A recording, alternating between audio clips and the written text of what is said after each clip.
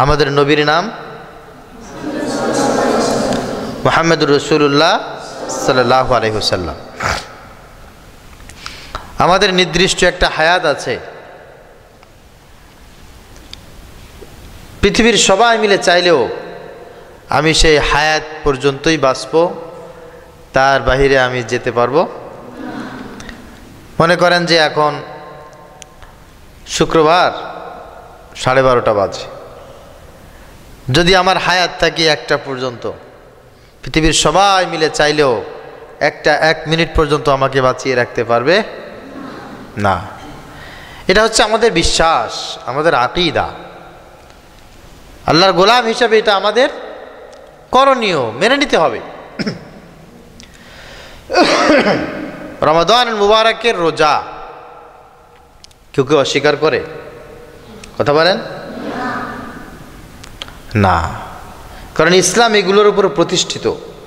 বুনিয়াল ইসলামু আলা খামস, শাহাদাতু আল্লা ইলাহা ইল্লাল্লাহ ওয়া আন্না মুহাম্মাদুর রাসূলুল্লাহ ওয়া ইকামিস সালাহ ওয়া ইতাইজ যাকাত ওয়াল হজ ওয়া সাওম রমাদান। এই 5টা জিনিসের উপর ইসলাম প্রতিষ্ঠিত: কালিমা, নামাজ, রোজা, হজ, যাকাত। ইসলাম এগুলোর উপরে প্রতিষ্ঠিত, যে মুসলিম সে এগুলোকে বিশ্বাস করে।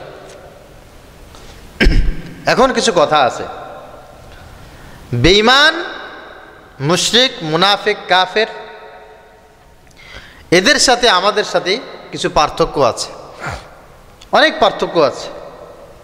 কিন্তু এই যে বিষয়গুলি, কালেমা, নামাজ, রোজা, হজ, যাকাত, এই বিষয় সম্পর্কে কিন্তু অনেকেই একমত আছে। আল্লাহ পাক রব্বুল আলামিন নবীকে বলেন, হে নবী, এই যে কাফেররা যারা আমাকে মানে না, আপনাকে মানে না, কোরআন মানে না, হাদিস মানে না, নবী রাসূল মানে না, এদের কাছে আপনি একটু জিজ্ঞাসা করেন, ওয়ালা ইন সালতাহুম মান খালাকাস সামাওয়াতি ওয়াল আরদ লা ইয়াকুলুন্নাল্লাহ। আপনি এদের কাছে একটু জিজ্ঞাসা করেন, বা যদি জিজ্ঞাসা করেন, এই তোমরা তো নবীকে মানো না, বড় দেখি আসমান কে সৃষ্টি করেছে, জমিন কে সৃষ্টি করেছে? তারা উত্তর দেবে কি বলেন?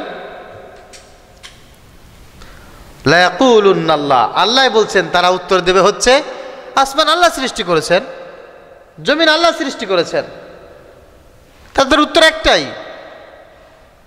ওয়ালা ইন সাআলতাহুম মান নাযালা মিনাস সামাই মাআন ফাআহইয়া বিহিল আরদা বা'দা মাউতিহা। তাদের কাছে যদি জিজ্ঞাসা করা হয়, বলো দেখি আসমান থেকে কে বৃষ্টি বর্ষণ করেন? মৃত মাটি। মৃত মাটি হচ্ছে যেই মাটির কোনো অঙ্কুর বের করার ক্ষমতা নাই, কঠিন শুকনা মাটি, পাথরের মতো শুকনা হয়ে গেছে। এই মাটি গুঁড়ো করে এর ভিতরে যদি বীজ দেন, চারা হবে নাকি? কারণ কি?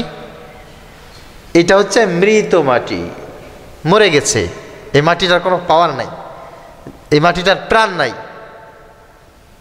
নাজ্জালা মিনাস সামাই মাআ, যখন আসমান থেকে বৃষ্টি বর্ষণ হবে, ফাআহইয়া বিহিল আরদা বা'দা মাউতিহা, এই মৃত মাটিটাই অল্প সময়ের ভিতরে জীবিত হয়ে যাবে। সুবহানাল্লাহ। এই মাটির ভিতর থেকে একটা বীজ দিয়ে দিলে সেই বীজ থেকে একটা চারা ফুটবে। আল্লাহ বলছেন, আপনি এদের কাছে জিজ্ঞাসা করেন না এগুলো কে করায়, বৃষ্টি কে বর্ষণ করে? আপনি এদের কাছে জিজ্ঞাসা করেন যে এই মৃত মাটিকে আবার জীবিত কে বানায়?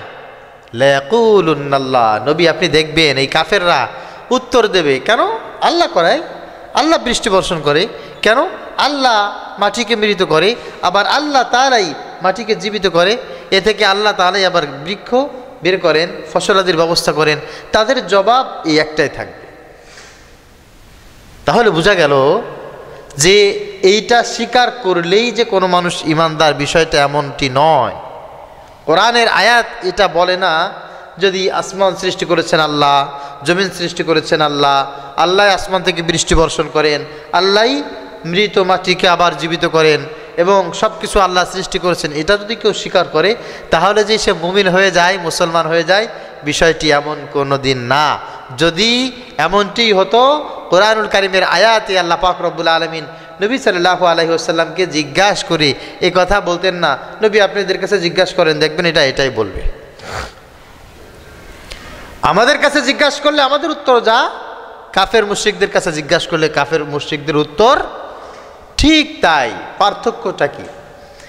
এই পার্থক্যের বিষয় নিয়েই হচ্ছে আজকের আলোচনা, যে সব জায়গায় কেন ইসলাম প্রয়োজন। এরা ইসলামকে, আল্লাহকে, রাসূলকে, দিনকে একটা জায়গার ভিতরে সীমাবদ্ধ রেখে দুনিয়ার কিছু মানুষ তাদের স্বার্থ হাসিল করে পৃথিবীতে প্রতিষ্ঠিত হতে চায়, পৃথিবীতে চলতে চায়।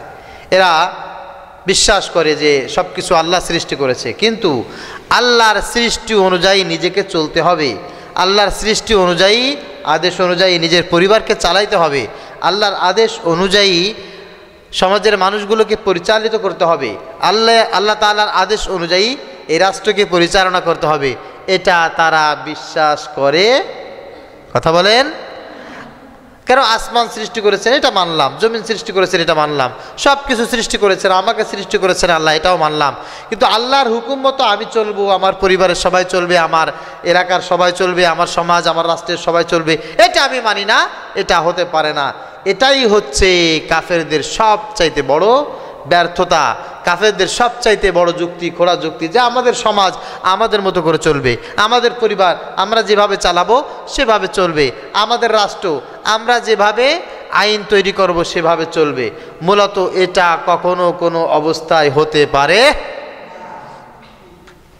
আল্লাহ পাক রব্বুল আলামিন বলছেন, ইনিল হুকমু ইল্লা লিল্লাহ। এই শোনো, তোমাদের ব্যাপারে বলা হচ্ছে, তোমাকে আদেশ কে করেছেন জানো? তোমার নিজেকে হকের উপরে রাখতে হবে। তুমি নামাজ পড়বে, রোজা রাখবে, হজ করবে, যাকাত দেবে, চুরি করবে না, ডাকাতি করবে না, চাঁদাবাজি করবে না, ছিনতাই করবে না, ধর্ষণ করবে না, ব্যভিচার করবে না, অবৈধভাবে খারাপ কোনো কাজ করবে না। এই আদেশ তোমাকে কে করেছে? যিনি তোমাকে সৃষ্টি করেছেন। এই আদেশ তার পক্ষ থেকে, এই আদেশ তার পক্ষ থেকে। এই জন্য তোমার ব্যক্তিগত জীবনে হুকুম চলবে তার, তোমাকে সৃষ্টি করেছেন যিনি, সৃষ্টিকর্তা যিনি, হুকুম তিনিই করেছেন, তোমাকে তার হুকুম মতে চলতে হবে। তোমাকে পরিবার দান করেছেন, সমাজ দান করেছেন, রাষ্ট্র দান করেছেন। কে দান করেছেন? আল্লাহ দান করেছেন। তো আল্লাহ যদি দান করে থাকেন, হুকুমটা তিনিই করছেন, আল্লাহর হুকুমের বাহিরে যাওয়ার কোনো সুযোগ তোমার নাই। এই জন্য আমি যে আয়াত তেলাওয়াত করেছি, আল্লাহ পাক রব্বুল আলামিন বলছেন, ফালা ওয়া রাব্বিকা লা ইউমিনুনা হাত্তা ইউহাক্কিমুকা ফীমা শাজারা বাইনাহুম সুম্মা লা ইয়াজিদু ফি আনফুসিহিম হারাজাম মিম্মা কাযাইতা ওয়া ইউসাল্লিমু তাসলিমা। ফালা ওয়া রাব্বিক, কখনো কখনো কোন অবস্থায় তোমরা মুমিন হতে পারবে না। ফালা ওয়া রাব্বিক, তোমরা তোমাদের রবের উপর ঈমান আনতে পারো না, ঈমানদার হিসাবে রবের সামনে দাঁড়াইতে পারবে না। হাত্তা ইউহাক্কিমুকা, যতক্ষণ পর্যন্ত না তোমরা তোমার রবের বিচার ফাইসালা অনুযায়ী নিজে না চলো, পরিবারকে না চালাও, সমাজকে না চালাও, রাষ্ট্রকে না চালাও, যতক্ষণ পর্যন্ত রবের হুকুম মতো পরিবার না চলবে, সমাজ না চলবে, রাষ্ট্র না চলবে, ফালা ওয়া রাব্বিকা লা ইউমিনুন, তোমরা কখনো কোনো অবস্থায় মুমিন হতে পারবে না। এজন্য আল্লাহকে মেনে, আল্লাহর সৃষ্টি মেনে বসে থাকলেই কোনো ঈমানদার সফল হতে পারবে না। সেই ঈমানদারের বুঝে নিতে হবে, জেনে নিতে হবে যে আল্লাহর সৃষ্টির সাথে সাথে তিনি যে আদেশ করেছেন সেই আদেশগুলো 100% মানা অতীব জরুরি। আল্লাহ পাক রব্বুল আলামিন বলেন, ফাহকুম বাইনাহুম বিমা আনজালাল্লাহ। আল্লাহ পাক রব্বুল আলামিন যেমন তোমাদেরকে সৃষ্টি করেছেন তোমরা স্বীকার করো, তোমার সৃষ্টিকর্তা আল্লাহ, তোমার সৃষ্টি সব কিছু তিনি করেছেন। সে আল্লাহ পাক রব্বুল আলামিন কোরআনুল কারীম নাজিল করে ফাহকুম, তোমাকে পরিচালনা করার জন্য বিধান দিয়েছেন, বিচার ব্যবস্থা দিয়েছেন। এই বিচার ব্যবস্থা যতক্ষণ পর্যন্ত আল্লাহ পাক রব্বুল আলামিনের আইন অনুযায়ী না হবে, অতক্ষণ পর্যন্ত তোমার কোনো নিস্তার, কথা বলেন, নাই। এই জন্য বাবা সন্তানের সাথে ওই আচরণটা করবে যে আচরণটা আল্লাহ পাক রব্বুল আলামিন আদেশ করেছেন। সন্তান পিতা মাতার প্রতি ওই আদব আখলাক বজায় রাখবে যে আদবটা আল্লাহ পাক রব্বুল আলামিন নিজেই বর্ণনা করেছেন। উস্তাদ এবং ছাত্র, ইমাম সাহেব আর খতিব সাহেব আর যে সমস্ত মুসল্লিয়ান ইকরাম আছে, এরা সবাই ওই পথ অবলম্বন করে চলবে যেই পথটা আল্লাহ পাক রব্বুল আলামিন নিজেই দেখিয়েছেন, নিজেই এই পথ দান করেছেন। ফাহকুম বাইনাহুম বিমা আনজালাল্লাহ, আল্লাহ পাক রব্বুল আলামিন বলেন ওভাবেই তুমি বিচার করবে, ওই নিয়মের উপরে চলবে যেই নিয়মটা তোমাকে আল্লাহ পাক রব্বুল আলামিন দান করেছেন। আল্লাহ যদি না দিতেন কোনো ব্যাপার ছিল না, আল্লাহ যেহেতু দিয়েছে করতে হবে। যদি না করো, মাকে মানার ক্ষেত্রে, বাবাকে মানার ক্ষেত্রে, বন্ধু বান্ধব বাছাই করার ক্ষেত্রে, সমাজের লিডার বাছাই করার ক্ষেত্রে, ইমাম মুসাল্লি সবাইকে নিয়ন্ত্রণ করার ক্ষেত্রে যদি আল্লাহ পাক রব্বুল আলামিন যে বিধান দিয়েছেন এই বিধান যদি তুমি না মানো, যদি চিন্তা ফিকির করো আমাদের এলাকার মানুষ সবাইকে এক জায়গায় করব, বুদ্ধিজীবী যারা আছে সবাইকে এক জায়গায় বসায়া আমরা একটা সংবিধান তৈরি করব, কনস্টিটিউশন তৈরি করব, আমরা দফা রফা তৈরি করে একটা সংসদ তৈরি করব, আমরা যেভাবে চাইবো সেভাবে আমার পরিবার চলবে, আমি যেভাবে চাইবো সেভাবে আমার সমাজ চলবে, আমি যেভাবে চাইবো সেভাবে আমার রাষ্ট্র পরিচালিত হবে। আল্লাহকে সৃষ্টিকর্তা হিসাবে মানব, আল্লাহকে শুধুমাত্র রব হিসাবে মানব, নামাজ পড়বো তার কথা অনুযায়ী, কিন্তু তার কথা অনুযায়ী পরিবার চলবে না, সমাজ চলবে না, ইউনিয়ন পরিষদ চলবে না, থানা চলবে না, জেলা চলবে না, রাষ্ট্র পরিচালনা হবে না। এটা যদি তোমাদের চিন্তা ফিকির হয়, আল্লাহ পাক রব্বুল আলামিন আমাদের চমৎকার একটা পরিচয় তিনি বর্ণনা করেছেন, ওয়ামাল্লাম ইয়াহকুম বিমা আনজালাল্লাহ, নামাজ পড়ার পর, রোজা রাখার পর, হজ করার পর, যাকাত করার পর যদি তোমরা আল্লাহর দেওয়া নিয়ম কানুন বিধান অনুযায়ী বিচার ফায়সালা না করো, সমাজ পরিচালনা না করো, রাষ্ট্র পরিচালনা না করো, ফাউলাইকা হুমুল ফাসিকুন, ফাউলাইকা হুমুল যালিমুন, ফাউলাইকা হুমুল কাফিরুন। তোমাদের পরিচয় থাকবে তোমরা ফাসিক, তোমাদের পরিচয় থাকবে তোমরা জালেম, তোমাদের পরিচয় থাকবে তোমরা কাফের, এই ছাড়া তোমাদের আর কোনো পরিচয় থাকতে পারে। বুঝা গেছে? কথা ক্লিয়ার? তাহলে এবার বলেন দেখি, মুসলমানরা তাদের ইউনিয়ন পরিষদ পরিচালনা করবে কার দেখানো আইন অনুযায়ী? মুসলমান তার রাষ্ট্র পরিচালনা করবে কার আইন অনুসারে? আল্লাহ পাক রব্বুল আলামিনের আইন অনুসারে। এটা হচ্ছে আল্লাহ পাক রব্বুল আলামিনের সামনে বান্দা নিজেকে যদি বান্দা বলে পরিচয় দিতে চায়, এটা করতেই হবে। ওয়া'আদাল্লাহু আল্লাযীনা আমানু ওয়া আমিলুস সালিহাতি লা ইস্তাখলিফান্নাহুম ফিল আরদ কামা ইস্তাখলাফাল্লাযীনা মিন ক্বাবলিহিম। আল্লাহ পাক রব্বুল আলামিন বলছেন, আমি তোমাদের সাথে ওয়াদা করছি, আমি তোমাদের সাথে ওয়াদাবদ্ধ হচ্ছি, যদি তোমরা ঈমান আনার পর, যদি তোমরা আমি আল্লাহ পাক রব্বুল আলামিনের হুকুমগুলো মানো। আল্লাহ পাক রব্বুল আলামিন বলেন, আমি যে নিয়ম কানুন বিধান দিয়েছি এটা যদি জমিনের উপরে প্রতিষ্ঠা করার জন্য তোমরা আন্তরিকতার সাথে সবাই মিলে কাজ করো, লা ইস্তাখলিফান্নাহুম ফিল আরদ, এই জমিনের ক্ষমতা, খিলাফতের দায়িত্ব, আধিপত্য, মালিকানা আমি আল্লাহ পাক রব্বুল আলামিন তোমাদেরকেই দান করব। সুবহানাল্লাহ।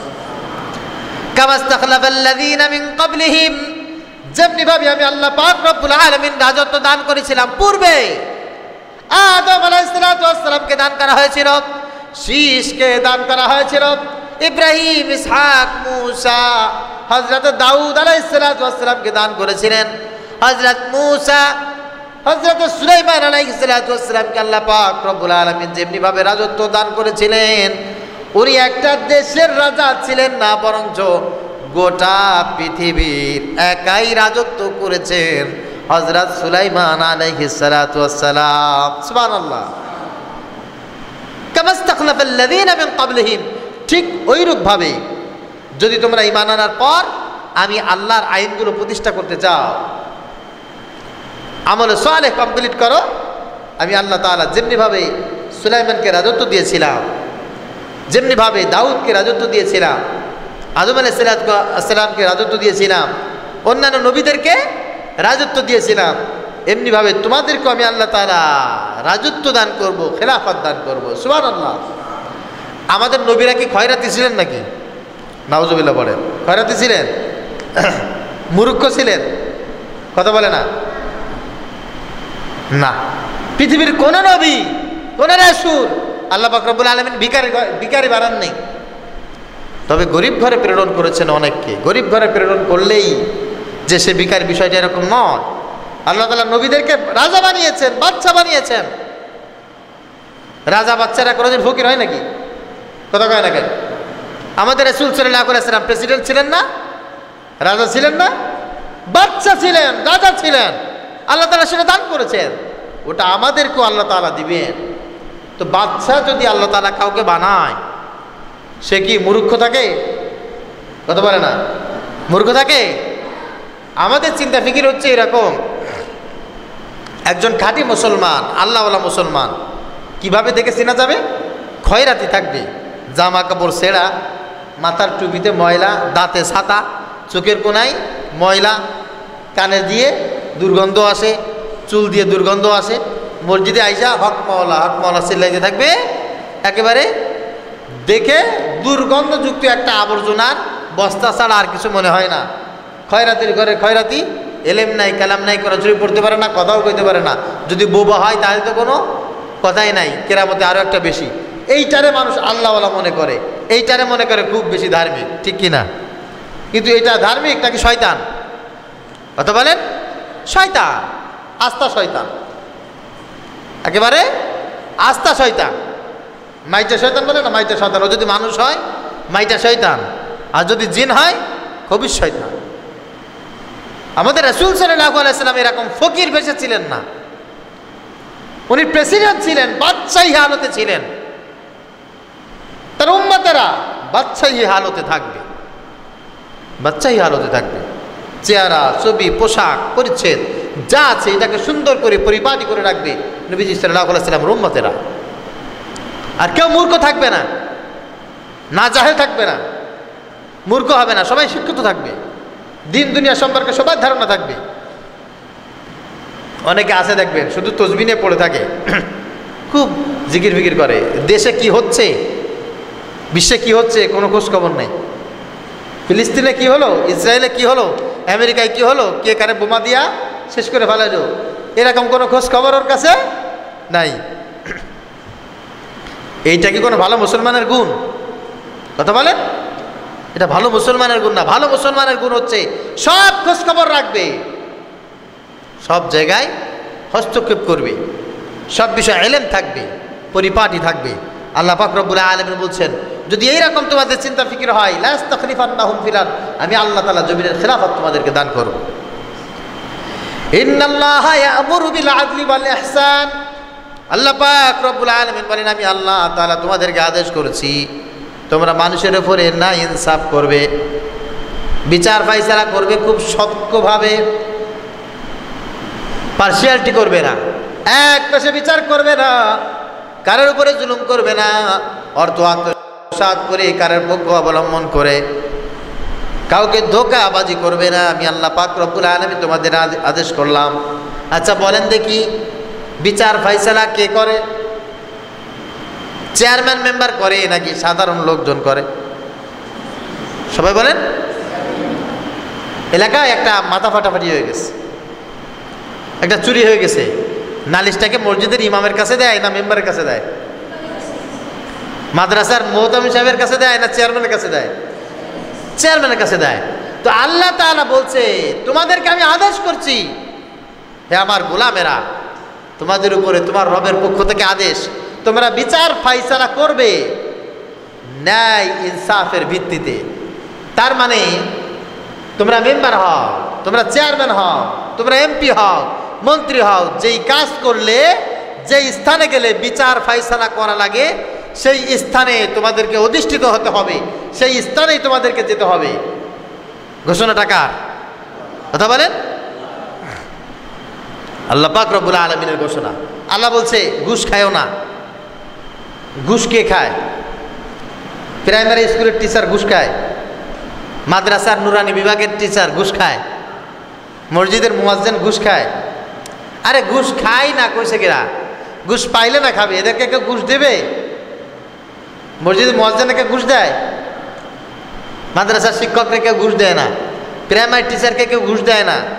ঘুষ দেয় কাকে? মেম্বারকে, চেয়ারম্যানকে, পুলিশকে, হ্যাঁ, ওসিকে, ডিসিকে, এসপিকে, মন্ত্রীকে। মানুষ লক্ষ টাকা কোটি টাকা ঘুষ দেয়। তার মানে হচ্ছে যেই জায়গাগুলি আছে ঘুষ খাওয়ার, ঘুষ দেওয়ার, ওই জায়গাগুলিতে তোমরা যাবে, যে ওই জায়গাগুলোকে দুর্নীতিমুক্ত করবে। কাউকে ঘুষ দেবে না, কারোর কাছ থেকে ঘুষ গ্রহণ করবে না।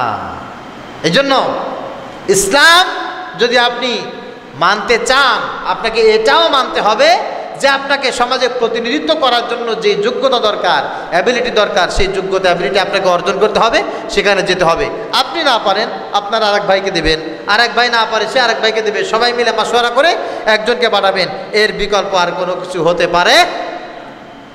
আল্লাহ পাক রব্বুল আলামিন বলেন, আফা হুকমাল জাহিলিয়াতি ইয়াবগুন, তোমাদেরকে বলছি শোনো, জাহিলি যুগের মানুষের মতো তোমরা আচার আচরণ করবে না।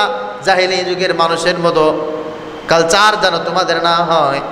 তাদের কালচার ছিল মানুষের পূজা করা, মানুষের কথা অনুযায়ী জীবনটা পরিচালনা করা। তোমাদের চিন্তা ফিকির জীবনযাত্রা যাকে এমন না হয়, তাদের সমাজের লিডার যেটা বলেছে সেটা তারা ওহির বাণীর মতো বিশ্বাস করে জীবন কাটিয়ে দিয়েছে। তারা সবাই মিলে বলেছে, শোনো, এইটা হচ্ছে আমাদের রব, এটা হচ্ছে আমাদের খোদা। নিজ হাতে মূর্তি বানায়া সেটাকে মূর্তি পূজা করেছে, সেটাকে সেজদা করেছে, জীবনের সব কিছু তার জন্য উৎসর্গ করে দিয়েছে। তারা এটাকেই ধর্ম মনে করেছে। আর বাহিরে রাষ্ট্র পরিচালনা করতে হবে, সমাজ পরিচালনা করতে হবে, এটা দুনিয়ার মানুষের উপরে ছেড়ে দিয়েছে। এটা যাদের চিন্তা ফিকির আর ধর্ম কর্ম হয়ে গেছে, ওরা জাহিল যুগের মানুষ হয়ে গেছে। আল্লাহ পাক রব্বুল আলামিন বলেন, আমি তোমাদেরকে বলছি, আফা হুকমাল জাহিলিয়াতি ইয়াবগুন, তোমাদের চিন্তা ফিকির, চিন্তা চেতনা যেন জাহিল যুগের মানুষের মতো না হয়ে যায়। কারণ তোমাদের কাছে কোরআনুল কারীম চলে আসছে, নবীজি সাল্লাল্লাহু আলাইহি ওয়াসাল্লাম তোমাদের কাছে চলে আসছে। কোরআনুল কারীমের সব বিষয়গুলি আমি আল্লাহ তাআলা ওপেন করে দিয়েছি। কার সাথে কিভাবে আচার আচরণ করবে, সমাজে কার সাথে কোথায় কি ব্যবহার করবে, সব কিছু তোমাদেরকে বলে দেওয়া হয়েছে। তোমার ঘর কিভাবে চলবে, তোমার পরিবার কিভাবে চলবে, তোমার সংসদ ভবন কিভাবে চলবে, সব বিষয় তোমাদের কাছে বিচার ফয়সালা দেওয়া হয়েছে। এখন আর জাহিলি যুগের নিয়ম কানুন তোমাদের জন্য আদর্শ হতে পারে না। আল্লাহ তাআলা বুঝার তৌফিক দান করুক, সকলে বলি আমিন। আল্লাহ পাক রব্বুল আলামিন বলছেন, যখন তোমরা সমাজে প্রতিনিধিত্ব করতে করতে করতে করতে যখন তোমরা এমপি হয়ে যাবে, মন্ত্রী হয়ে যাবে, রাষ্ট্রের ক্ষমতা তোমাদের কাছে চলে আসবে, আমি আল্লাহ তাআলা বলছি, আল্লাযীনা ইম্মাক্কান্নাকুম ফিল আরদি আকামুস সালাহ, তোমরা সবার আগে এই জমিনে প্রতিনিধিত্ব পাওয়ার পর সমাজে সবার জন্য নামাজ বাধ্যতামূলক করে দিবে। সুবহানাল্লাহ। আর নামাজ কেউ ছেড়ে দিতে পারবা না। ইচ্ছা করলে ঘুমাইতে পারবা না, ইচ্ছা করলে কাজ করতে পারবা না, ইচ্ছা করলে এখন ব্যবসা বাণিজ্যের কাজ চলবে না। আজান হয়ে গেছে তো দুনিয়ার সব কাজ তোমার জন্য হারাম। কার কথা? কথা বলে আল্লাহর কথা। এটা আমার ব্যক্তিগত জীবনে হবে, আমার পরিবারে হবে, আমার সমাজে হবে, আমার রাষ্ট্রে হবে, সব জায়গায় একই সিস্টেম। ওয়া আমারু বিল মা'রুফ ওয়া আতাউ যাকাত, যাকাত ফরজ হয়েছে তো সঙ্গে সঙ্গে যাকাত দিয়ে দিতে হবে। টাকা হলে একেবারে টাকা পয়সা সব লুকায় লুকায় নিজের মতো ব্যবহার করবা হবে না। আকামুস সালাহ, সালাত কায়েম করবে, ওয়া আতাউ যাকাত, যাকাত আদায় করবে, ওয়া আমারু বিল মা'রুফ, মানুষকে ভালো কাজের জন্য আদেশ করবে, ওয়া নাহাউ আনিল মুনকার, মানুষকে খারাপ কাজ থেকে তুমি বিরত রাখবে। তোমার হাত দিয়ে, তোমার জবান দিয়ে, ক্ষমতা দিয়ে, আইন দিয়ে, বিধান দিয়ে মানুষকে খারাপ কাজ থেকে বিরত রাখবে। যদি তোমাদেরকে আমি জমিনের প্রতিনিধিত্ব দান করি, এই চারটি কাজ হচ্ছে তোমাদের সর্বপ্রথম কাজ। সুবহানাল্লাহ। আল্লাহ পাক রব্বুল আলামিন লাকাদ আরসালনা রুসুলানা বিল বাইয়িনাত وأنزلنا معهم الكتاب والميزان ليقوم الناس بالقسط। আমি আল্লাহ পাক রব্বুল আলামিন এই জমিনে যত রাসূল প্রেরণ করেছি, নবী প্রেরণ করেছি, নবীরা এই রকম সাধু মানুষ ছিল না আমাদের সমাজের মানুষ যেমন মনে করে। নবীরা এরকম সাধু ছিল না। মনে করেন আমাদের এলাকায় একজন ভালো আলেম, ভালো আল্লাহওয়ালা লোকের সিমটম মানে উপসর্গ, আলামত, তিনি এক কাজ করবেন কি, উনি খুব ভালো হুজুর, উনি খুব ভালো আলেম। কেমনে বুঝলাম? মসজিদে নামাজ পড়ায়, মানুষকে একটু নামাজ পড়তে যেতে বলে, কেউ ডাক দিলে যা ইচ্ছা মতো মিলাদ পড়ায়, হাদিয়া দিলে নেয়, না দিলে নেয় না। খুব ভালো হুজুর, দোকান উদ্বোধন করে, বাড়ি বাড়ি যে মিলাদ পড়ে, সবে বরাতের দিন যে মিলাদ পড়ে, সবে কদরে মিলাদ পড়ে, ইফতারের আয়োজন করে, খায় দায়, আর একটু ওয়াজ মাহফিল হলে মানুষের বাড়ি বাড়ি যে মুষ্টি চাল কালেকশন করে, তারপর হচ্ছে মানুষের কাছ থেকে চান্দাপাতি নেয়, মানুষ যা দেয় তাই খায়, মানুষ তারে খুব ভালোবাসে। এই হচ্ছে ভালো হুজুর বা ভালো লোকের আলামত। কথা বোঝা গেছে? বোঝেন নাই আপনারা আমার কথা? ভালো হুজুরের আলামত কি? বাড়ি বাড়ি যায়, দাওয়াত খায়, মিলাদ পড়ে, কার গাছের সুপারি হয়েছে, হ্যাঁ মাশাআল্লাহ খুব সুন্দর সুপারি হয়েছে, হ্যাঁ আমারে কিছু দিয়ে দেন। নারকেল হয়েছে, ধান হয়েছে, আসসালামু আলাইকুম কাকা ভালো আছেন? হ্যাঁ ধান তো খুব ভালো হয়েছে, নারকেল তো খুব ভালো হয়েছে, তাহলে আমার কিছু দেওয়া যায় না? আমার মাদ্রাসায় কিছু দিয়ে দেন। মানুষের কাছে যে চাবে, মানুষ যা বলবে তাই শুনবে, কাকি ডাকবে, খালা ডাকবে, ফুফু ডাকবে, সবার সাথে গল্প করবে, সবার সাথে মিলে দিলে মুষ্টি চাল কালেকশন বলেন, চাল ডাল ইত্যাদি ইত্যাদি যা করে আর কি, এই সমস্ত কাজ করে নিরীহ একজন পাবলিক। কে কার মেয়ে বের করে নিয়ে গেল, কে কার সাথে কথা বললো, কে জুয়া চালাইলো, কে গান চালাইলো, কে কাকে হত্যা করলো, কে চাঁদাবাজি করলো, কে সন্ত্রাসী করলো, কে কার মাথায় বাড়ি দিল, এই নিয়ে হুজুরের কোনো মাথা ব্যথা নাই। হুজুর এইরকম কোনো কিছু শুনলে আস্তাগফিরুল্লাহ আস্তাগফিরুল্লাহ, মসজিদে আসবে, জায়নামাজ একটা বসে নিয়ে তসবিহ পড়বে। কিছে হুজুর আপনার তসবিহটা তো জোর কেন? আরে দেখতেছেন না বাহিরে গ্যাঞ্জাম হচ্ছে। হুজুর আরো জোরে জোরে কোরআন শরীফ পড়বে, হুজুর আরো বড় জোরে জোরে জিকির করবে। কিরে জিকির করতেছেন কেন? আরে পাশের বাড়ি মারামারি হচ্ছে। তা মারামারি হচ্ছে, আপনি এখানে কেন? আমি আল্লাহর কাছে দোয়া করতেছি, আল্লাহ এই মারামারি থেকে আমাদের সবাইকে বাঁচাও, আল্লাহ এই ফিতনা ফাসাদ থেকে বাঁচাও। যত বেশি ঝামেলা দেখবে হুজুর মসজিদে, তত বেশি জিকির করবে, তত বেশি তেলাওয়াত করবে, হুজুর তত বেশি আল্লাহর কাছে পানা চাইবে। এই হুজুর তো সবার কাছে প্রিয় থাকবে। কোনো একজন নবী, কোনো একজন রাসূল এই পৃথিবীতে, তাদের সামনে কেউ কাউকে গালি দিয়েছে, কেউ কাউকে অপমান করেছে, চাঁদাবাজি করেছে, সন্ত্রাসী করেছে, আর সেই নবী সেই রাসূল চুপ করে দাঁড়িয়ে আল্লাহর কাছে মোনাজাত করেছে, আল্লাহ এই লোকটা চাঁদাবাজি করতেছে, আল্লাহ এই লোকটা গালি দিচ্ছে, এই লোকটা তার উপর জুলুম করতেছে, আল্লাহ এই যেন ধ্বংস হয়ে যায়, আল্লাহ তুমি এর হেদায়েত দান করো, এরকম বসে বসে দোয়া করেছে। পৃথিবীতে একটা নজির দেখাতে পারবেন না। সব নবী প্রতিবাদী ছিলেন। কি ছিলেন বলেন? কথা বলেন, কি ছিলেন? প্রতিবাদী ছিলেন। সব নবী প্রতিবাদ করেছেন, তবে তাদের মতো করে না। আল্লাহ পাক রব্বুল আলামিন যেভাবে বলেছেন, যেভাবে দেখিয়েছেন, ঠিক সেইভাবে। আল মিজানা লিয়াকুবান নাসু বিল কিসত। সব নবী শাসন করেছেন, সালিশ করেছেন, বিচার করেছেন, বাদশাহী করেছেন, সমাজে রাজত্ব করেছেন, সমাজের মানুষকে আত্মশুদ্ধি করিয়েছেন। কোন নবী বসে বসে জিকির করে খামোখা কান্দে কাটা আল্লাহর কাছে দোয়া করে তাদের দায়িত্ব শেষ করে দেন। এই কথাটা কে বলছেন? লাকাদ আরসালনা রুসুলানা বিল বাইয়িনাত ওয়া আনজালনা মাআহুমুল কিতাবা ওয়াল মিজানা লিয়াকুমান নাসু বিল কিসত। প্রত্যেকটি নবী রাসূল আমি আল্লাহ পাক রব্বুল আলামিন প্রেরণ করেছি, এবং তাদেরকে আমি একটা সংবিধানও দিয়েছি, একটা কিতাব দিয়েছি। ওই কিতাব অনুযায়ী মানুষকে তারা দাওয়াত দিয়েছে। কেউ খারাপ কাজ করলে বলেছে থামো, খারাপ কাজ করতে পারবা না। কেউ ভালো কাজ করলে তাকে ওয়েলকাম জানিয়েছে, আর ইসলামের পথে তাদেরকে দাওয়াত দিয়েছে। একেবারে নমো নমো নমো নমো নমো নমো করে কোনো নবী, কোনো রাসূল এই পৃথিবীতে কেউ পরিচালিত হন নাই। আমাদেরকেও আল্লাহ পাক রব্বুল আলামিন এই আদেশ করেন নাই, এই আদেশ করেন নাই। এই জন্য কিছু আলেম আছে রাজনীতি করে, কিছু আলেম আছে রাজনীতি করে না।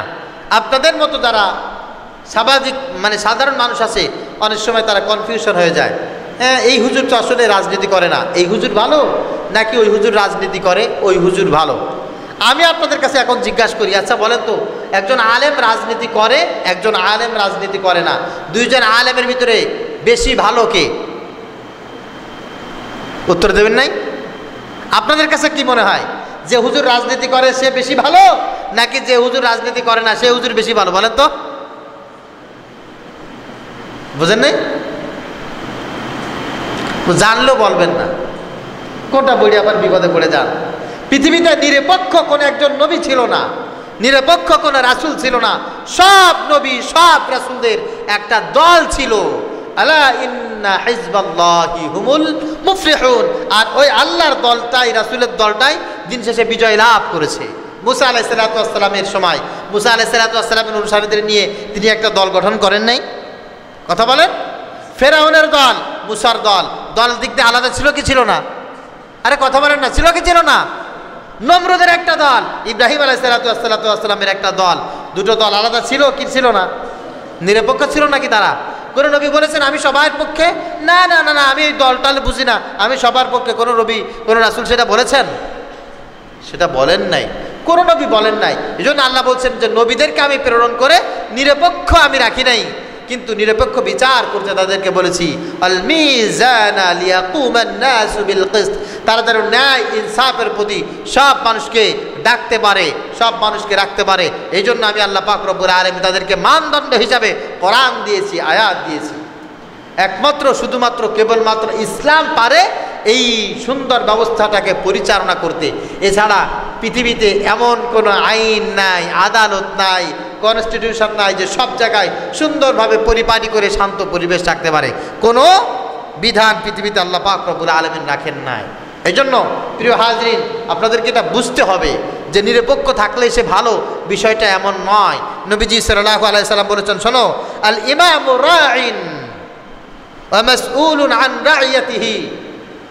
সমাজের ইমাম যারা হবে, মুসলমানদের ভিতরে নেতা যারা হবে, মেম্বার যারা হবে, চেয়ারম্যান যারা হবে, এরা হচ্ছে খাদেম, এরা হচ্ছে রাখাল, এরা হচ্ছে সবার সেবক। কে বলছেন? মুহাম্মদ সাল্লাল্লাহু আলাইহি ওয়াসাল্লাম। হযরত উমরকে তিনি খাদেম বানিয়েছেন, নেতা বানিয়েছেন। আবু বকর, উমর, উসমান, আলী রিদওয়ানুল্লাহি তাআলা আলাইহিম আজমাইন, তাদেরকে তিনি খেলাফত দিয়েছেন, খাদেম বানিয়েছেন। বানানোর পর হযরত আলী বলছেন, শোনো, জাইমুল কওমি খাদিমুহুম, আমি তোমাদেরকে বলছি এই সমাজের ভিতরে, আমাদের ভিতরে সবচাইতে বড় লিডার যে, সে সবচাইতে বড় খাদেম। খাদেমের কাজ কি? মসজিদে চেয়ারের উপরে বসে থাকা না মসজিদ পরিষ্কার করা? কথা বলেন। এই মসজিদে যদি একজন নির্দিষ্ট খাদেম থাকে, সবাই মসজিদে বসে আরাম করবে, আলোচনা শুনবে, নামাজ পড়বে। খাদেম বসে বসে ঘুমাইতে পারবে? কথা বলেন। খাদেম দাঁড়িয়ে থাকবে, দেখবে ফ্যান ঠিকমতো চলে কিনা, যদি এসি থাকে এসিতে কাজ করে কিনা, লাইট সবগুলো ঠিকমতো জ্বলতেছে কিনা, কোনো জায়গায় ডিস্টার্ব হচ্ছে কিনা, মাইকের আওয়াজ ঠিক আছে কিনা, কোথাও ধুলাবালি আছে কিনা, সব কিছু দেখবে কে? সবাই বলেন খাদেম। সব কিছু দেখবে খাদেম। আচ্ছা, এবার বলেন তো, কোনো জায়গায় একটা ডিস্টার্ব হয়েছে, কেউ কি খাদেম সাহেবকে কাছে যে ডাকে, নাকি বলে খাদেম সাহেব এই যে মসজিদের সুইচে কাজ করতেছে না, এরকম ডাকে, নাকি এখান থেকে উঠে খাদেম সাহেবকে তালাশ করে? কথা বুঝতে পারেন নাই? খাদেম হিসাবে এটাই সিস্টেম বা এটাই নিয়ম। খাদেম সাহেব লাভবাহিক, বলেন কি যে মসজিদের সুইচে কাজ করে না কেন? খাদেম সাহেব জি, মাইকের আওয়াজ কম কেন? খাদেম সাহেব জি, যাই না আমাদের অবস্থা কেন? ঠিক কিনা? আমি ডাক দিব, খাদেম সাহেব আমার কাছে ছুটে চলে আসবে। এটাই তো সিস্টেম, এটাই সিস্টেম না?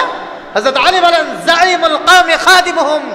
আমাদের ভিতরে, ইসলামের ভিতরে, মুসলমানদের ভিতরে যে যত বড় লিডার, যে যত বড় নেতা, সে তত বড় খাদেম, তত বড় খাদেম। সবাই ঘুমায় থাকবে, সে রাতে ঘুমাইতে পারবে না। এই জন্য হযরত উমর রাদিয়াল্লাহু তাআলা আনহু সবচাইতে বড় লিডার ছিলেন আর সবচাইতে বড় খাদেম ছিলেন। অন্যান্য ছোট ছোট খাদেম যেগুলা, সেগুলা রাতে কিছু কিছু ঘুমাইতো, সেগুলা বিশ্রাম নিত, কিন্তু হযরত ওমর সবচাইতে বড় লিডার, এই জন্য তিনি রাতে ঘুমাতেন না। তিনি যে যে সব বাড়ি বাড়ি এলাকায় ঘুরে ঘুরে ঘুরে কার কি সমস্যা তিনি দেখতেন। ইসলামে নেতাদেরকে খাদেম বলা হয়, সেবক বলা হয়। আমাদের শব্দগুলো ব্যবহার করে, আমাদের আচার আচরণগুলো, আমাদের বাক্যগুলো তারা ছিনতাই করে নিয়ে গিয়ে তারা সেবক ব্যবহার করে, খাদেম তারা ব্যবহার করে। কত সুন্দর করে লিখে দেয়, মেম্বার পদপ্রার্থী, চেয়ারম্যান মনোনয়ন প্রত্যাশী, এমপি মনোনয়ন প্রত্যাশী, এলাকার খেদমত করার সুযোগ দেন, এলাকার সেবা করার সুযোগ দেন। এই খেদমত করা, এই সেবা করা, এই যে শব্দগুলো, এই শব্দগুলো ইসলাম দিয়েছে, ইসলামের ক্ষেত্রেই শুধুমাত্র মানানসই। আচ্ছা বলেন দেখি, এই লোক মেম্বার হওয়ার পর, এই লোক চেয়ারম্যান হওয়ার পর, এগুলো এমপি হওয়ার পর জীবনে কোনোদিন আপনার বাড়ি আপনি না ডাকলে দুঃখ দুর্দশা দেখতে আসবে? কথা বলেন নাই? আসবে? আসবে? কোনোদিন আসবে না। যে আসবে না স্বেচ্ছায় দেখতে, শুনতে, জানতে, সে আবার কেমনে সেবক হলো, সে আবার কেমনে খাদেম হলো? এইগুলো আমাদের শব্দগুলো চুরি করে নিয়ে গেছে। এই জন্য নবীজি সাল্লাল্লাহু আলাইহি সাল্লাম বলছেন, না শোনো, আল ইমামু রাঈন ওয়া হুম মাসউলুন আন রাইয়াতিহি। একজন ইমাম হচ্ছে, নেতা হচ্ছে খাদেম, নেতা হচ্ছে সেবক, সে সবার পক্ষ থেকে কিয়ামতের ময়দানে আল্লাহ পাক রব্বুল আলামিনের কাছে জবাবদিহিতার সম্মুখীন হবে। আমার এলাকায় এই হয়েছে কেন, তা হয়েছে কেন, আল্লাহ পাক রব্বুল আলামিনের কাছে সেই ব্যক্তি জবাব দিতে হবে। সাবআতু ইয়াযিল্লুহুমুল্লাহু ফি যিল্লিহি লা যিল্লা ইল্লা যিল্লু আল ইমামু আদিলুন। কিয়ামতের ময়দানে আল্লাহ পাক রব্বুল আলামিন 7 শ্রেণীর মানুষকে আরশে আজিমের নিচে ছায়া দান করবেন। আচ্ছা বলেন দেখি, একটু খেয়াল করে আপনারা শুনেন আর কি। আপনারা তো এগুলো বুঝতে চাইবেন না, তারপরেও একটু বলতেছি যেন কিয়ামতে আল্লাহর কাছে বলতে পারি যে আমি আমার কথা বলেছিলাম। আরশে আজিমের নিচে ছায়া পাবে কারা? হিন্দুরা, খ্রিস্টানরা, বৌদ্ধরা, বেঈমানরা? না। আরশে আজিমের নিচে ছায়া পেতে হলে 1 নম্বরে তার মুসলমান হতে হবে, ইমানদার হতে হবে, ঠিক কিনা? তো 7 শ্রেণীর ইমানদার, 7 শ্রেণীর মুসলমান কিয়ামতের ময়দানে আরশে আজিমের নিচে ছায়া পাবে।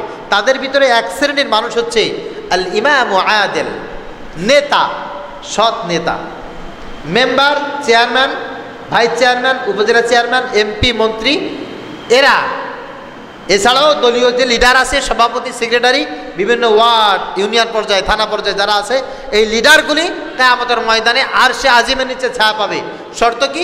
1 নম্বরে তার ভিতরে ইসলাম থাকতে হবে, ঈমান থাকতে হবে। 2 নম্বরে তার ভিতরে ন্যায়পরায়ণতা থাকতে হবে। ন্যায়পরায়ণ কি? কারোর উপরে জুলুম করবে না, টাকা পয়সা পাইছে আত্মসাৎ করবে না, ক্ষমতা পাইছে পরে টাকা পয়সা দিয়ে বিচার উল্টায় দেওয়া যাবে না, জুলুম করা যাবে না, নির্যাতন করা যাবে না। মনে থাকবে? তাহলে একজন মানুষ যদি রাজনীতি না করে সে কি নেতা হতে পারবে? সে কি মেম্বার, চেয়ারম্যান হতে পারবে? তাহলে সে আরশে আজিমের নিচে ছায়া পাবে না। এই শর্তে আল ইমাম আদিল, এই শর্তে আরশে আজিমের নিচে ছায়া পাবে না। তাহলে কোনো আলেমকে, কোনো ইমামকে, কোনো মসজিদের মুসাল্লিকে, কোনো নামাজিকে যদি আপনার আরশে আজিমের নিচে ছায়া পেতে হয়, আর যদি এই শর্তে আসতে হয় ইমামুন আদিলুন হব আমি একজন ন্যায়পরায়ণ নেতা হব, আদর্শবান লিডার হব, তাহলে তো তাকে কোনো না কোনো দলের কাছে যে তাকে লিডারশিপ নিতে হবে, তাকে রাজনীতি করতে হবে। এর বাহিরে এই হাদিসের উপরে আমল করার কোনো সুযোগ আছে? আল্লাহ বুঝার তৌফিক দান করুক, সকল বলি আমিন। নবীজি বললেন, কোনো ব্যক্তি যদি মুসলমান হয়, ইমানদার হয়, হওয়ার পরে ওই ব্যক্তি যদি ন্যায় বিচার ফায়সালা করে, মান আতা আল আমির ফাকাদ আতাআনি ওয়া মান আসাল আমির ফাকাদ আসানি। যে ব্যক্তি একজন সৎ আদর্শবান নেতার আনুগত্য করবে, নবীজি বলছেন সে যেন আমার আনুগত্য করলো। সুবহানাল্লাহ বলেন। চুপ করে কেউ থাকবেন না, সুবহানাল্লাহ বলেন। নবীজি বলছেন মান আতা আল আমির ফাকাদ আতাআনি। যে ব্যক্তি একজন ইমানদার মুসলমান ন্যায়পরায়ণ নেতার আনুগত্য করলো, সে কার আনুগত্য করলো? মুহাম্মদুর রাসূলুল্লাহ সাল্লাল্লাহু আলাইহি ওয়াসাল্লামের আনুগত্য করলো। ওমান আসাল আমির, আর যে ব্যক্তি ন্যায়পরায়ণ মুসলমান একজন আদর্শবান নেতার আনুগত্য থেকে বের হয়ে গেল, ফাকাদ আসানি, নবীজি বলছেন সে আমার আনুগত্য থেকে বের হয়ে গেল। এই জন্য আমরা আপনাদেরকে যা বলি আপনাদের কল্যাণে বলি। যদি কোনো ব্যক্তি এ কথা বলে, প্রিয় ভাইয়েরা, আমি যদি মেম্বার হতে পারি, আমি যদি চেয়ারম্যান হতে পারি, আমি যদি এমপি হতে পারি, আমি যদি ক্ষমতা যেতে পারি, আমার দল যদি ক্ষমতা যেতে পারে, ইনশাআল্লাহ ইসলাম দিয়ে, কোরআন দিয়ে, হাদিস দিয়ে আমি রাষ্ট্র পরিচালনা করব। এই কথা যদি কেউ বলে, এর বিরোধিতা করা মানে রাসূলের বিরোধিতা করা, এর বিরোধিতা করা মানে দ্বীনের বিরোধিতা করা, এর বিরোধিতা করা মানে হচ্ছে ঈমান থেকে বের হয়ে যাওয়া, এর বিরোধিতা করা মানে হচ্ছে ইসলাম থেকে বের হয়ে যাওয়া। কথা বুঝতে পেরেছেন? আর এই কথা যদি কেউ বলে, আমার মার্কা অমুক একটা মনে করেন যে ABCD মার্কা, কিন্তু আমি যদি ক্ষমতায় আসতে পারি ইসলাম প্রতিষ্ঠা করব, দিন প্রতিষ্ঠা করব, আল্লাহ এবং আল্লাহ রাসূলের আইন প্রতিষ্ঠা করব, এই কথা বলার পর যত মানুষ তাকে সহযোগিতা করবে, যত মানুষ সেই দলে সহযোগিতা করবে, নবীজি সাল্লাল্লাহু আলাইহি ওয়াসাল্লাম বলেন ফাকাদ আতাআনি, সেই ব্যক্তিরা আমার ওই দলকে সহযোগিতা করলো না, সেই ব্যক্তিরা ওই ব্যক্তিকে সহযোগিতা করলো না, সেই ব্যক্তিরা আমি রাসূলকে সহযোগিতা করলো। সুবহানাল্লাহ। আমার কথা বুঝতে পেরেছেন? বুঝতে পেরেছেন? আল্লাহ সবাইকে বোঝার তৌফিক দান করুক, সকলে বলি আমিন। এরপরও তো উল্টা বুঝার কিছু লোক আছে, এগুলো থাকবে।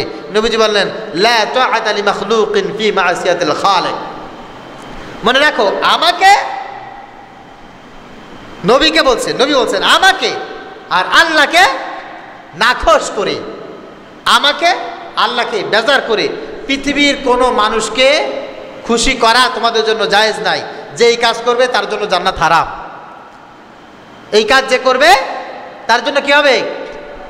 নবী খুশি নাখোশ হবে, নবীজি বেজার হবে, আল্লাহ বেজার হবে। এই কাজ যে করবে দুনিয়ার কোনো মানুষকে খুশি করার জন্য,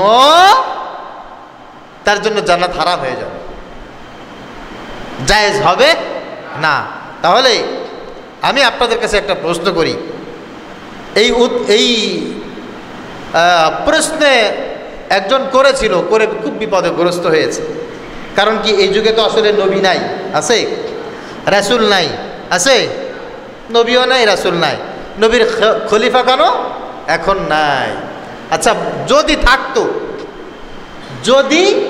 থাকতো মনে করেন যে আপনি এখন শুনতে পারলেন যে এখন আমরা 2025 সাল না, আমরা মনে করেন যে সে 1500 বছর আগে বা 1200 বছর আগের কাহিনী আমরা বলছি বা সেখানে অবস্থান করছি। আমরা জানতে পারলাম যে মক্কায় এখন নবী নাই, আবু বকর রাদিয়াল্লাহু তাআলা আনহু ক্ষমতায় আছে, উনি খলিফা অবস্থায় আছে, বা হযরত ওমর আছে, হযরত উসমান আছে। নবীর খলিফারা এখন রাজত্ব পরিচালনা করছে। এখন বাংলাদেশে এরকম একটা অবস্থা, নির্বাচন সামনে, খেয়াল করেন, বাংলাদেশে এরকম একটা অবস্থা সামনে, নির্বাচন। এখন আলেম উলামা যারা আছে সব একদিকে গেছে, আর আলেম ছাড়া যারা আছে সব একদিকে গেছে। এখন আবু বকর রাদিয়াল্লাহু তাআলা আনহুর কাছে যদি কেউ টেলিফোন করে বা তার কাছে যদি যায়, হযরত আবু বকর খলিফাতুল মুমিনিন, আমরা তো একটা বাংলাদেশ থেকে একটা মেসেজ আপনাদের কাছে জানতে আসছি, কি আমাদের দেশে উলামা ইকরাম চাই ইসলাম ক্ষমতায় দিতে, আর কিছু মানুষ তারা চাঁদাবাজি ধান্দাবাজি করে, তারা ইসলাম বিশ্বাস করে না, তাদের আদর্শ হচ্ছে আমরা শরিয়া আইন মানি না, আমরা ইসলামী আইনে বিশ্বাসী না, আমরা অমুকের আদর্শ তমুকের আদর্শ বাস্তবায়ন করব।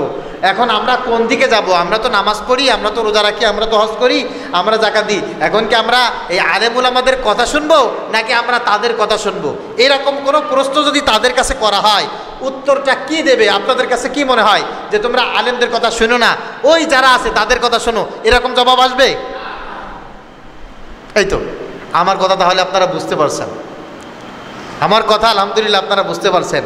যদি এইরকম হয় তাহলে এই কথাটা রাসূলের জবাবও ঠিক একই হবে। আবু বকরের জবাব যা, উমরের জবাব যা, রাসূল সাল্লাল্লাহু আলাইহি ওয়াসাল্লামের জবাব ঠিক তাই হবে। আর এই জবাবের এগেইনস্টে যদি কারো জবাব থাকে, নবীজি বলছেন তার জন্য জান্নাত হারাম। কারণ নবীজি সাল্লাল্লাহু আলাইহি ওয়াসাল্লাম যদি কোনো সিদ্ধান্ত দিয়ে থাকে, সাহাবা আজমাইন যদি কোনো সিদ্ধান্ত দিয়ে থাকে, পৃথিবীর কোনো মানুষের, কোনো ইমানদারের, কোনো আবেদ, কোনো আলেম, কোনো খতিবের এই অধিকার নাই সেই আইনকে, সেই খেয়ালকে ওভারটেক করে নিজের মতামত প্রতিষ্ঠা করার কোনো অধিকার কিয়ামত পর্যন্ত কোনো মানুষের হতে পারে না। নবীজি সাল্লাল্লাহু আলাইহি ওয়াসাল্লাম বলেন, ইন্নাল্লাহা ইউহিব্বু ইমাম আদিল ওয়া ইয়াবগাদু ইমামুল জায়র। আল্লাহ পাক রব্বুল আলামিনের কাছে সবচাইতে পছন্দের ব্যক্তি হচ্ছে তারা যারা অনেক কষ্ট করে রাজনীতি করে। আলহামদুলিল্লাহ বলেন। রাজনীতি করার পর যারা মেম্বার হয়, যারা চেয়ারম্যান হয়, যারা এমপি হয়, মন্ত্রী হয়, হওয়ার পর তারা জৌলুস দেখায় না। রাজনীতি করার পর, বাদশা হওয়ার পর, দায়িত্ব পাওয়ার পর তারা ন্যায়পরায়ণ হয়, মানুষের কাছে কৃতজ্ঞ থাকে, অহংকারী হয় না, ন্যায়পরায়ণ হয়, মানুষের খেদমতে কাজ করে। এই মানুষগুলো আল্লাহ পাক রব্বুল আলামিনের কাছে সবচাইতে প্রিয়। সুবহানাল্লাহ বলে। ওয়ায়াবগুদুল জায়ের। আর যারা স্বৈরাচার হয়, চাঁদাবাজ হয়, অহংকার হয়, চোর হয়, তারা সবচাইতে বেশি আল্লাহ পাক রব্বুল আলামিনের কাছে ঘৃণিত। 2025 সালে আমাদেরকে কিছু না কিছু আপনাদেরকে ভাবিয়ে তোলার জন্য আল্লাহর তরফ থেকে এই মেসেজগুলো না দিলে আল্লাহর কাছে ধরা খেয়ে থাকে। 1971 সাল থেকে এই পর্যন্ত যারা ক্ষমতায় ছিল, আমাদেরকে যারা পরিচালনা করেছে, তারা কেউ আমাদের শত্রু না। কেউ কেউ এখন ক্ষমতা যাওয়ার জন্য খুব লাফালাফি করতেছে, ধরে অনিছে আমরা ক্ষমতা চলে গেলাম। এদের অতীতের হিস্ট্রি কি? এই বাংলাদেশকে তারা পৃথিবীর ভিতরে, বর্তমান পৃথিবীতে মনে করেন 234-35টা রাষ্ট্র আছে, কম বেশি থাকতে পারে। এই 200 রাষ্ট্রের ভিতরে বা 230টা রাষ্ট্রের ভিতরে বাংলাদেশকে চোরের দিক দিয়ে, চুরি করার দিক দিয়ে, দুর্নীতির দিক দিয়ে 1 নম্বরে তারা পৌঁছে দিয়েছে 3 বার। ক্ষুদ্র এই রাষ্ট্রকে, 56,000 বর্গমাইলের এই রাষ্ট্রকে চোরের দিক দিয়ে, দুর্নীতির দিক দিয়ে 1 নম্বরে করেছে। কয়বার চ্যাম্পিয়ন করেছে? কয়বার? 3 বার চ্যাম্পিয়ন করেছে। এখন এই মানুষগুলো যদি আবার ক্ষমতায় আসার জন্য লাফালাফি করে, তারা যদি 5 বছর ক্ষমতায় থাকে, তাহলে তাদের চিন্তা ফিকির এটা থাকবে, আগে 3 বার চ্যাম্পিয়ন করেছি, এবার কয়বার করব? চুরিতে তারা চ্যাম্পিয়ন করবে এবার 5 বার।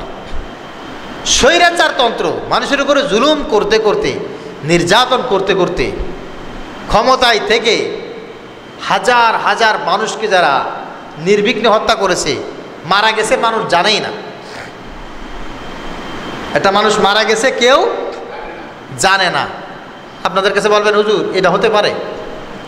আচ্ছা আপনাদের কাছে জিজ্ঞাসা করি, police, army, BDR, RAB, CID, এগুলো আমাদের দেশে আছে না? এগুলোর কাজ কি? আমাদের দেশে গোপনে প্রকাশ্যে কি হচ্ছে না হচ্ছে সব কিছু তদারকি করা। আমার বাড়ির পাশের বাড়ি সোহেল হারায় গেল, হারায় গেছে সোহেল। টকবকে যুবক একটা ছেলে হারিয়ে গেছে। এই বাহির দেওয়ার মানুষ, হাজার হাজার মানুষ রাস্তায় নেমে মানববন্ধন করেছে। তার জন্য কি না করেছে আজ পর্যন্ত একটা মেসেজ আপনারা জানেন? কথা বলেন, কেউ বলতে পারবেন কোথায় আছে? এই দেশে সিআইডির কাজ কি? গোয়েন্দাদের কাজ কি? র্যাব কেন আছে? পুলিশ কেন আছে? সেনাবাহিনী কেন আছে? একটা জ্বলন্ত যুবক আমাদের মাঝ থেকে হারিয়ে যাবে, কেউ জানবে না, কেউ বলতে পারবে না। অন্ততপক্ষে তা সে যদি মারাও যেয়ে থাকে, কি আছে না আছে আমাদের সামনে হাজির করবে, ঠিক কিনা? এরকম 22,000-এর মতো মানুষ হারিয়ে গেছে, কেউ জানেই না। এগুলো থেকে মুক্তি পেতে শুধুমাত্র কেবলমাত্র একমাত্র ইসলামকে ক্ষমতা আনতে হবে। ইসলাম ছাড়া এইটার সমাধান পৃথিবীতে কোনো মানব রচিত ধর্ম, মন্ত্র, আদর্শ দিতে পারবে না, পারবে না, পারবে না। আপনারা এখানে ঠিক ঠিক করতেছেন, আপনারও তো ওই দলের একজন। ওই দলের লোকের যখন স্বার্থ পড়বে আপনার তখন ল্যাং মেরে দেবে, আপনারও আপনার বাড়ির লোকজন খুঁজে পাবে না। আপনাদের লোকজন আপনাদেরকে হত্যা করবে, আপনাদের লোকজন আপনাদেরকে নিহত করবে, খুঁজে পাবে না। আমাদের কথাগুলো আপনাদের কাছে অবাস্তব মনে হয়। আমি বহু আগে একটা বক্তব্য দিয়েছিলাম, আমাদের ইউনিয়নের চেয়ারম্যান আতর আলীকে কারা হত্যা করেছিল? সে যে দল করতো ওই দলের লোকজন তাকে মেরে ফেলেছে। জাহিদ চেয়ারম্যানকে কারা হত্যা করেছে? সে যে দল করতো ওই দলের লোকজন স্বার্থের কারণে মেরে ফেলেছে। মোংলা তার চেয়ারম্যানকে কারা মেরেছে? তাদের দলের লোকজন। রূপসার গোলাম রসুল চেয়ারম্যানকে কারা হত্যা করেছে? তার দলের লোকজন। নন্দনপুরের হারুনকে কারা মারেছে? তার দলের লোকজন। শীতলমারির কালাবড়ালকে কারা হত্যা করেছে? তার দলের লোকজন। আমি আর কয়টা বলবো, আপনারা যাদেরকে চেনেন তাদের নাম বললাম আর কি। এই জন্য আপনারা তাদের পক্ষ নিয়ে লাফাচ্ছেন না? তাদের জন্য জীবন দিতে পারেন তো আপনারা? ওই জীবনটাই আপনাদের দিতে হবে। মরণকালে জানাজাও জুটবে না, কিচ্ছু জুটবে না, সব ওই অবস্থায় পড়ে থাকবে। যদি সব কিছুর সমাধান চান, সব কিছুর সমাধান আছে একমাত্র ইসলামের ভিতরে। আলহামদুলিল্লাহ বলেন। আর আল্লাহ পাক রব্বুল আলামিন বড় আজীব বিচার, তার বড় আজীব বিচার। আমরা আপনাদের যে কথা বলছি এই কথাগুলো আল্লাহ আমাদের দিয়ে বাস্তবায়ন করাবেন না। আমরা মূর্তির বিরুদ্ধে কথা বলেছি না? কথা বলেন। এখানে ওখানে এত মূর্তি বানায়েন না, এত ভাস্কর্য বানায়েন না, একথা বলেছিলাম। আমরা একটা ভাস্কর্য ভাঙি নাই, সব তাদের আচরণে, তাদের অল্টারনেটিভ যারা আছে তারাই সেই ভাস্কর্য ভেঙে সব গুড়ায় ফেলছে, ঠিক কি না? কোনো একজন আলেম, কোনো একজন নেতাকে, কোনো একজন লোককে হত্যা করেছে, একটা নজির দেখাইতে পারবেন? 71 সালের পর থেকে পর্যন্ত একটা নজির আছে? আমাদেরকে এখানে অপবাদ দিতে পারবেন, আর কিছু করতে পারবেন না। আপনাদের দলের লোকজন মেরে ফেলবে।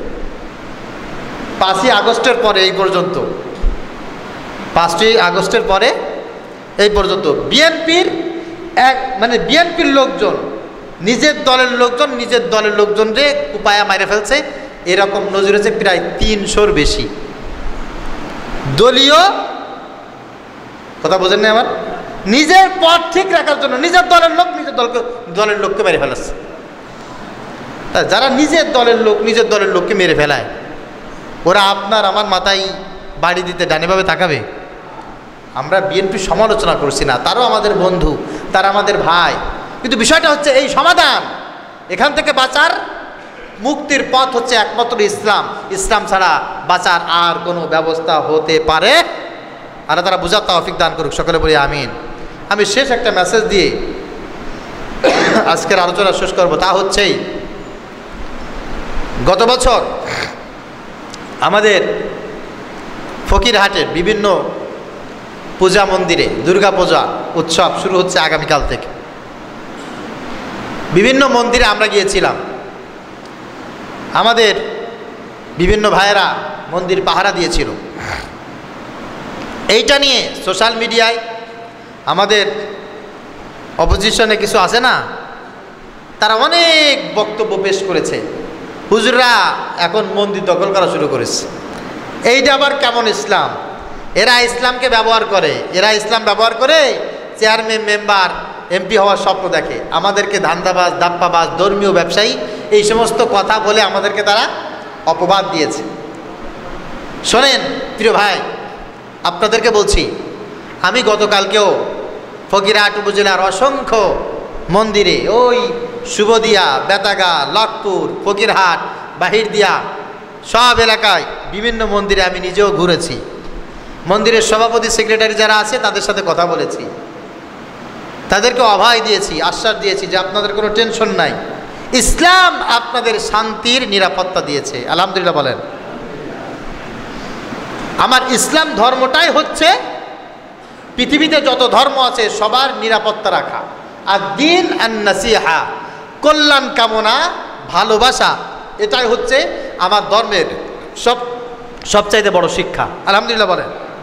আচ্ছা, আপনাদের কাছে জিজ্ঞাসা করি, আমাদের এলাকার কোনো হিন্দু না খেয়ে থাকুক আর আমি পেট পুরে খাবো, এটা কি আপনার ধর্ম আপনাকে শিক্ষা দিয়েছে?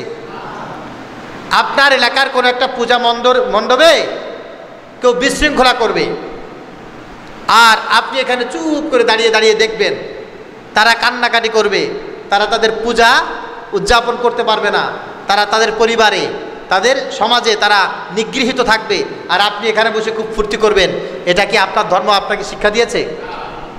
আমার ধর্ম শিক্ষা দিয়েছে আমার এলাকায়, আমার রাষ্ট্রে প্রত্যেকটা মানুষ যার যার অধিকার নিয়ে থাকবে।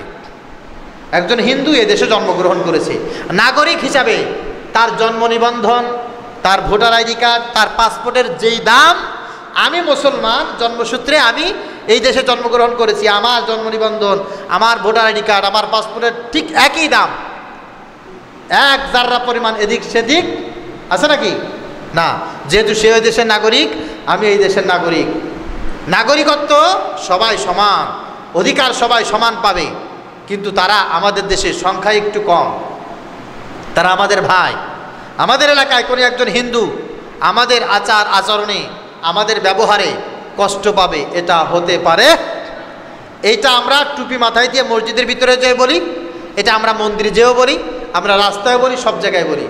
আলহামদুলিল্লাহ, ভালোবাসা না থাকলে, আমাদের পরে আস্থা বিশ্বাস না থাকলে, এই মাদ্রাসা, মাদ্রাসার অফিসে যেয়ে দেখবেন পূজার চিঠি আসছে এতগুলা, বিভিন্ন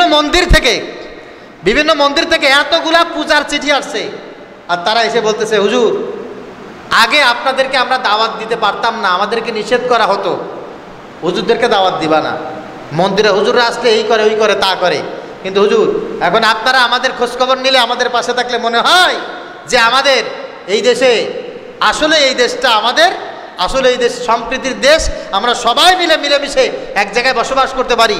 হুজুর আসলে এবার অনেক ভালো লাগে, আগে এই দেশে আমরা ভাড়া থাকতাম এরকম মনে হতো, এখন মনে হয় যে এই দেশটা আমাদের সকলের দেশ।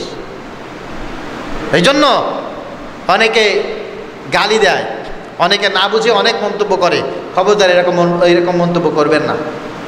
পূজার সময় প্রত্যেকটা মন্দিরে বলা আছে নামাজের টাইমে কোনো পূজায় লাউড স্পিকারে গান বাজবে না। সব মন্দিরের সাথে আমাদের যোগাযোগ আছে, কথাবার্তা কমপ্লিট। কিন্তু আপনারা আপনাদের সন্তানদেরকে ইচ্ছা মতো সব পূজা মণ্ডপে পাঠিয়ে দিবেন না।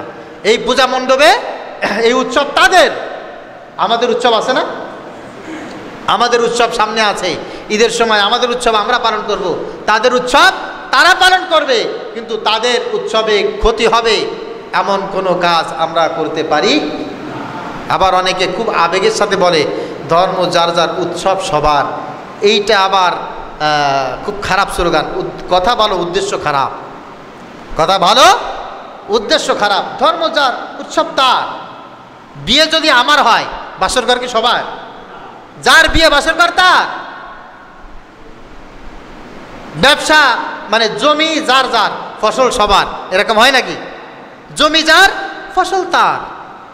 বিবাহ যার, স্ত্রী তার। সংসার যার, সুখ তার, দুঃখ তার। ধর্ম যার, উৎসব তার। এজন্য আমাদের হিন্দু ভাইয়েরা, আমাদের এলাকায় যেহেতু হিন্দুদের অনেক বসবাস, প্রত্যেকটা হিন্দুদের সাথে আমাদের কথা হয়েছে, যোগাযোগ হয়েছে। আমরা ইনশাল্লাহ কোনো অবস্থায় আমাদের কোনো হিন্দু ভাইদের এক দ্বারা পরিমাণ ক্ষতি হোক, এই কাজ আমরা কেউ করব না। ইতিপূর্বে অনেকেই করে দাঙ্গা বাঁধিয়ে দেওয়ার চেষ্টা করেছে, তাদেরকে যদি আমরা সামনে পাই এটা প্রতিহত করব। মনে থাকবে সবাই? মনে থাকবে? তারা নামাজের সময় গান বাজাবে না, কিন্তু অন্য সময় যদি গান বাজায়, এই পূজার এই কয়দিন তো আপনারা খবরদার তাদের সাথে খারাপ আচরণ করবেন না। মনে থাকবে? আমরা তো বিভিন্ন সময় মাহফিলে সারা রাত মাইকে আমরা আমাদের মতো করে তেলাওয়াত করি, তারা আমাদেরকে এসে বাধা দেয়। এটা আমাদের ধর্মীয় উৎসব, এক্ষেত্রে যেমন তারা বাধা প্রদান করে না, ঠিক তদ্রূপ তারা যদি পূজার সময় গান বাজনা করে, আপনারা খবরদার তাদের সাথে কেউ খারাপ আচরণ করবেন না। ওটা তাদের জন্য ধর্মীয় উৎসব, এটা আমাদের ধর্মীয় উৎসব। তবে দিনের দাওয়াত প্রত্যেকের কাছে দেওয়া অতীব জরুরি। আমরা যেভাবে তাদের কাছে যাচ্ছি, আমরা যেভাবে দাওয়াত দিচ্ছি, আলহামদুলিল্লাহ দাওয়াতের ফিডব্যাক অনেক ভালো, অনেক ভালো। আমাদের দেশে সম্প্রীতি, ভালোবাসা আগের যে কোনো সময়ের চাইতে এখন পরিবেশ ভালো না খারাপ? সবাই বলেন। আমরা সবাই খুব ভালোভাবে আলহামদুলিল্লাহ বসবাস করার চেষ্টা করছি। এজন্য আপনাদের প্রত্যেকের কাছে বিনীতভাবে পূজা উপলক্ষে এই বিষয়টা আপনাদের কাছে আমার অনুরোধ থাকলো। আশা করি এলাকায় আমরা সব হিন্দু, বৌদ্ধ, খ্রিস্টান যারা আছি, মুসলিম সবাই মিলে সুন্দর একটা সমাজ প্রতিষ্ঠা করব, সবাই মিলে ভালো থাকার চেষ্টা করব। আর পরিশেষে ইসলামকে আল্লাহ পাক রব্বুল আলামিন কমপ্লিট কোড অফ লাইফ করেছেন। এই বিষয়ে ইসলামের ভিতরে থেকে এমন কোনো কাজ করব না যেন আমরা ইসলাম থেকে বাহিরে চলে যাই।